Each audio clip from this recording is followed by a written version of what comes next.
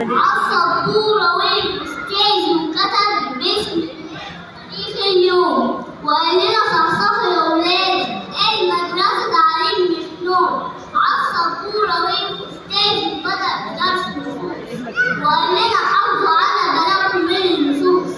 عالسبورة والأستاذ بدأ بدرس الدين ووصانا من ست فرد ودعا لينا ربنا وقلنا رأى وقال لنا حبوا بعض واستعينوا بالله من الشيطان اللعين. عالسبورة والأستاذ كتب من جد ولد.